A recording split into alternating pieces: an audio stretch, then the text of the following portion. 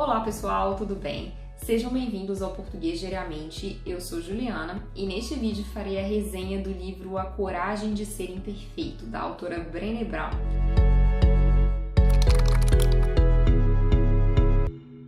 Bom, ela é norte-americana e ela desenvolveu alguns estudos sobre medo, vergonha, vulnerabilidade. Ela compartilha um pouco dos aprendizados dessa pesquisa, desses estudos, no livro. Em homenagem ao dia 31 de dezembro, eu exponho então essa resenha, porque sei que muitas pessoas reservam um pouco do tempo para fazer reflexões sobre a própria jornada. E então esse livro pode ser muito útil, inclusive fica a minha sugestão de leitura aqui. Pessoal, é consenso que o ser humano é imperfeito, então as pessoas sabem que são falhas e que a perfeição não existe, e mesmo assim elas tendem a se sentir envergonhadas por serem imperfeitas. Então é um comportamento paradoxal, porque apesar de saberem a verdade, elas não agem como se soubessem. E é por isso que muitas se afastam do convívio social na tentativa de esconder as próprias falhas e de não serem julgadas. E é justamente isso que é não ser vulnerável. A autora defende a importância da vulnerabilidade. Então, o que é ser vulnerável? A pessoa vulnerável, ela reconhece a própria identidade, ela sabe que é falha e que o objetivo deve ser melhorar a cada dia. Então, consertar os próprios erros, as próprias falhas. E elas não deixam que essas falhas definam a identidade delas. Então elas se permitem um progresso constante. Isso dá força para que elas assumam riscos emocionais, assumam o risco de se expor, assumam o risco de enfrentar a incerteza, e assim sucessivamente, porque é justamente esse enfrentamento que permite o aprendizado. Não damos conta de perceber tudo necessário para que a gente desenvolva, para que a gente cresça.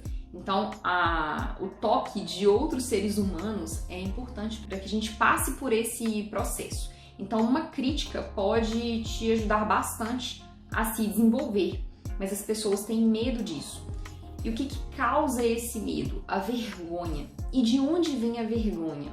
Vem da sensação de falta. A pessoa não se sente suficiente. E uma vez que ela entende que ela não é suficiente, ela não se vê como merecedora de reconhecimento. A gente nasceu numa cultura de escassez. Então é comum que a gente perceba o que falta. Então você sente que deveria ter sido alguma coisa, você sente falta do que não foi, do que não fez, você foca sempre na falta em vez de perceber o que você já fez, o que você é, o que aconteceu, né? E dessa forma as pessoas então aumentam essa sensação de vergonha e tendem a não se expor como elas de fato são, a colocar os seus erros em jogo. As pessoas que superam a vergonha, em geral, elas são autoconfiantes, elas se aceitam, são tranquilas, tendem a se manter felizes e com fé. E isso gera uma atmosfera de amor e aceitação muito necessária para que o ser humano se arrisque, para que ele se exponha. Mas é válido reconhecer que essa exposição não acontece de qualquer forma. É importante fazer trocar com quem merece a sua vulnerabilidade, digamos assim. Então, em determinada situação, você se expõe para alguém e se você sente que você não teve abertura para essa exposição, você não precisa permanecer na vulnerabilidade. Você pode se permitir não fazer trocas com aquela pessoa que não aceitou bem a sua exposição. A autora, inclusive, desconstrói o mito de que temos de nos expor em todas as situações. Na verdade, temos de trocar com quem merece a nossa vulnerabilidade, a nossa exposição. Bom, a autora destaca ainda outros mitos, gente. Muita gente entende que a vulnerabilidade, esse negócio de fazer exposição, não é com elas, que elas se garantem. E a verdade é que isso não é possível. Você não pode ver todas as coisas.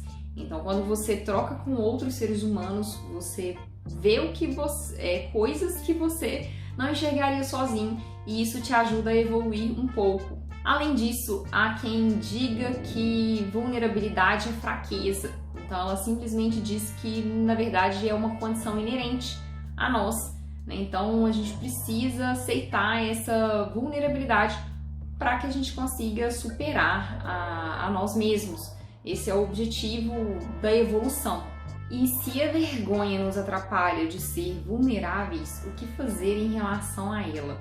É importantíssimo colocar holofotes sobre a nossa vergonha. Esse é o termo que a autora utiliza.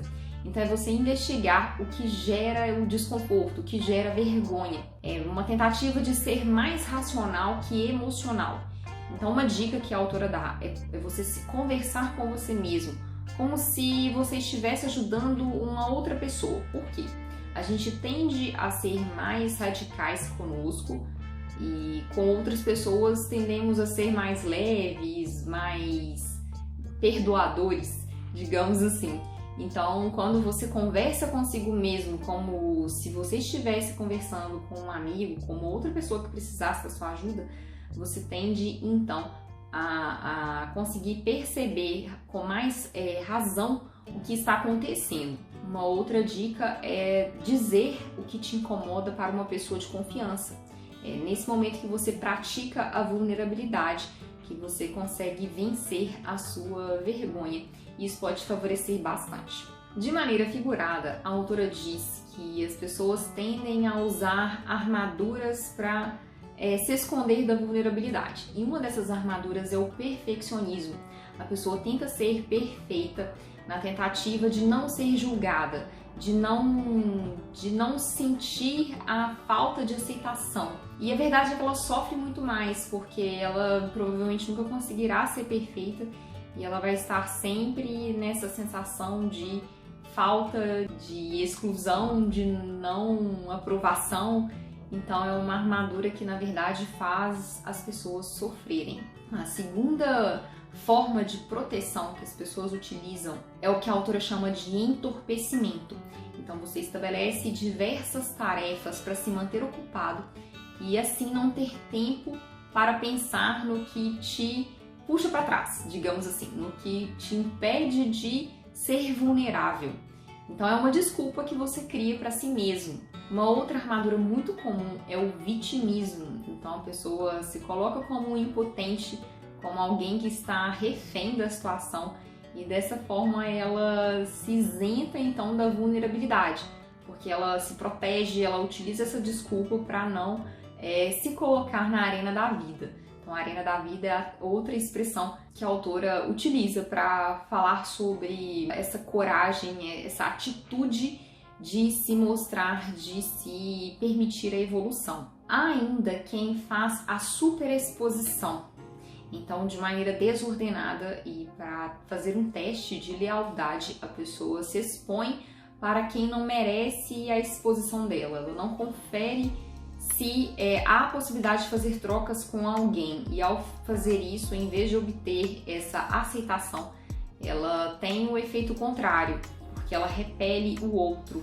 Ela traz essa responsabilidade de aceitação para uma pessoa que ainda não a conhece bem, que ainda não deu abertura para que a troca aconteça. Há ainda os desconfiados, muito críticos e frios. Então isso gera distanciamento, isso tende a fazer com que os outros se afastem. E quando a pessoa coloca como justificativa essa frieza, essa incapacidade de tratar com o outro, ela cria então uma justificativa para se afastar, né? Então é como se elas percebessem que na verdade o outro está se afastando e elas não querem reconhecer o papel que elas têm nesse processo. Bom, é muito importante, ao mesmo tempo difícil, reconhecer essas armaduras e soltá-las, mas faz parte do processo. Reconheça sua identidade, aceite que você pode falhar e que seu objetivo deve ser melhorar. Se necessário, redefina o conceito de sucesso e tenha fé. Eu finalizo aqui a resenha com um trecho que para mim resume a mensagem, a essência do livro. A autora diz o seguinte: o que nós sabemos tem importância, mas quem nós somos importa muito mais. Ser, em vez de saber, exige atitude e disposição para se deixar ser visto. Isso requer viver com ousadia e estar vulnerável. Bom, espero que essa resenha contribua para o seu momento de reflexão. Te desejo feliz 2021. Se você gostou do vídeo, por favor, curta, compartilhe, deixe nos comentários se você espera ver mais vídeos de resenha aqui no canal. Muito obrigada por ter assistido e vejo você no próximo. Tchau, tchau!